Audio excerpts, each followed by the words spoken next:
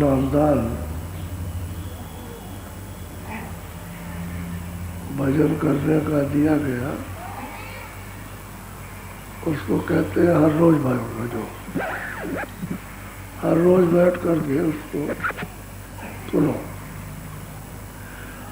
और नाम को, शब्द को पकड़ के ऊपर को चढ़ो। मोटा काम और सीधा साधा, इसमें बुद्धिमानी, चतुरता, चालाकी की कोई जरूरत नहीं। चाहे अनपढ़ हो चाहे पढ़ा लिखा हो, घाट सबका एक है। उसी का घाट पर बैठ करके जो गुरु ने युक्ति, गुरु ने जो नामों का, रूपों का, स्थानों का जो भेद बताया, उसको रोज ये करना, ये है गुरु का नाम। कहते हैं इसको भजन, रोज भजन करो, भजन और भजन करो। प्रतिदिन सुबह शाम जब समय मिले तब करो। दिन में 10 बार करो, 2 बार करो,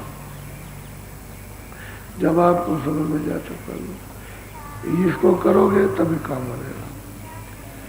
और दूसरा और कोई काम करोगे वो मतलब ये है कि भजन नहीं है, वो तो दूसरे शरीर के कर्म क्रिया है इंद्रियों की, उसको करते रहो, उससे कुछ लाभ नहीं होगा। जब सूरत नहीं जगेगी तो फिर कैसे काम होगा, फिर नहीं हो सकता। इसलिए हर रोज उसको भजो, तब काम हो जाएगा तुम्हारा।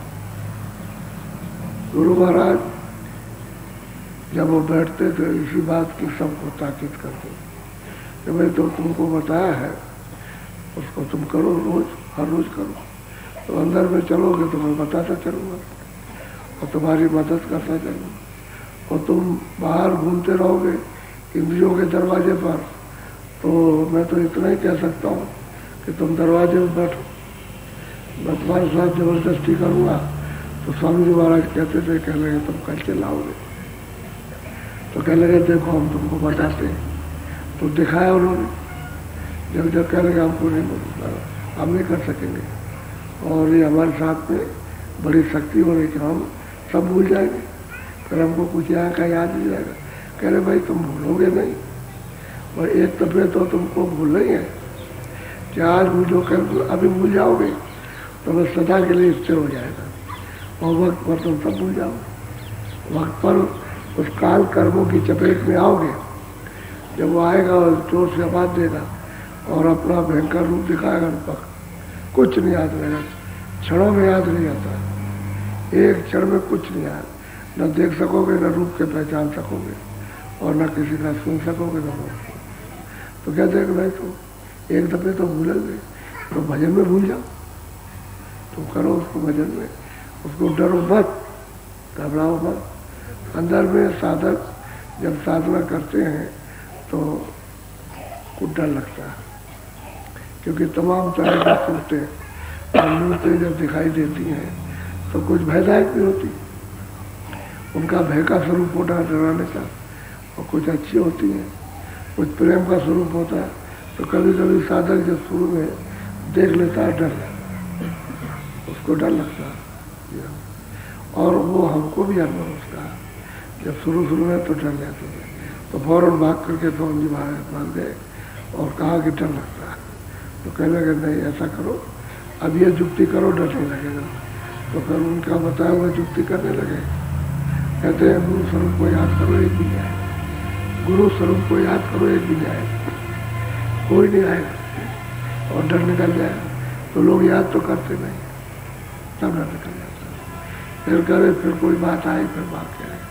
तो कहने का ये है कि डर लगता है। तो जिन्होंने सत्संग नहीं सुना उनको तो डर लगेगा, वहाँ लोग कर रहे हैं और कुछ देर से सुनने लगे भयानक है, क्योंकि आवाज़ नहीं बर्दाश्त करते तो डर लगेगा। अब ये कहा कोई आवाज़ आए तो खूब हो जाएगा, क्योंकि उससे कभी सुना नहीं, न कभी देखा, अचानक देखने लगा तो कोई नई चीज़ देखो, उसको जब तक ये बोध नहीं होगा, स्थिरता नहीं होगी, तब डरेगा। और धीरे धीरे उस चीज़ को सत्संग सुनते सुनते सुनते सुनते और जो देखेगा सत्संग सुनेगा, इस तरह हो जाएगा। फिर नहीं, समृद्ध पुरुष के पास रहेगा और वचन को याद करेगा, डरेगा।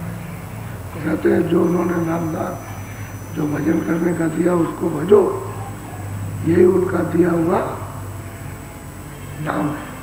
और तुमने उसको छोड़ दिया तो फिर क्या आप किया? फिर गुरु का दिया हुआ तो आपने कुछ भजा नहीं। और बाहर से कुछ मिलने वाला नहीं है, बाहर से तो सब कर रहे हैं। कोई रोज जाएगा गंगा में स्नान करेगा, पर फूल चढ़ाएगा और हाथ जोड़ लेगा ऐसा। कोई सूरज को हाथ जोड़ता, कोई किसी को हाथ जोड़ता। रास्ते में आया तो पेड़ी पर हाथ कहेगा तुम भी देवता हो, पेड़ी पर हाथ जोड़। और कोई किसी को हाथ जोड़े।